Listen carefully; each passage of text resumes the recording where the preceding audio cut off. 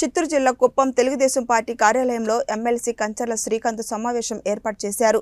ఈ సందర్భంగా ఆయన మాట్లాడుతూ ఉమ్మడి చిత్తూరు జిల్లాలోనే అన్ని నియోజకవర్గాల్లో పాదయాత్రకు వైసీపీ నేతలు అనేక అడ్డంకులు సృష్టించారని, నారా లోకేష్ అడ్డంకులకు భయపడకుండా ముందడుగు వేసి పాదయాత్రను పూర్తి చేశారని కొనియాడారు.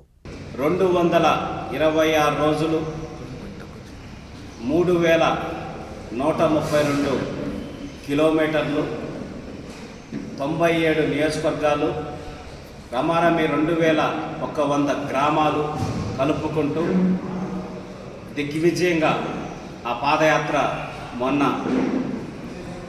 డిసెంబర్ 20వ తారీఖున ఒక పెద్ద బహిరంగ సభతోటి విజయనగరంలో ముగియటం జరిగింది.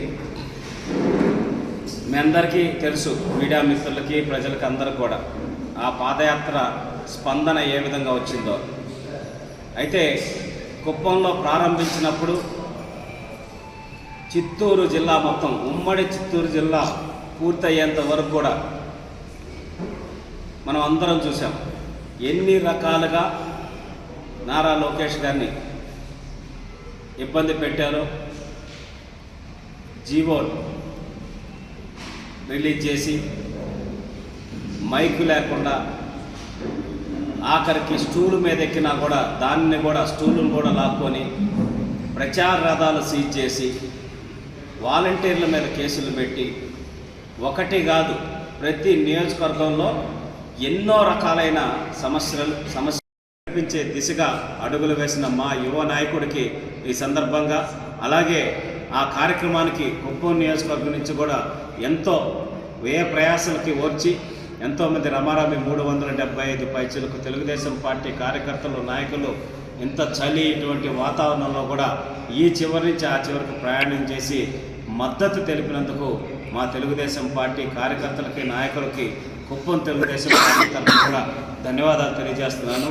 ఆ సభకి రమారమి 5 లక్షల పైచలకు మంది వచ్చారని ఇంటెలిజెన్స్ డిపార్ట్మెంట్ వాళ్ళే ప్రభుత్వానికి సమాచారం ఇవ్వటం జరిగింది. ఇంకా రోడ్ల మీద ఎంతోమంది ట్రాఫిక్ వల్ల రాలేకపోయారని కూడా సమాచారం ఇచ్చారు.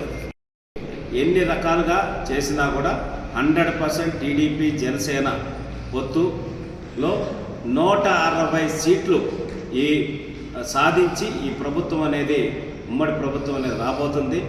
దానికి నారా లోకేష్ గారు కూడా యువగళం పాదయాత్ర ముగింపు కాదు, ఇది ఒక నవశకం ప్రారంభం. ఈ అవినీతి ప్రభుత్వం మీద పోరాటం చేయడానికి సమర శంఖారావం అనేది ఈ యువగళం పాదయాత్ర ముగింపు సభ నుంచే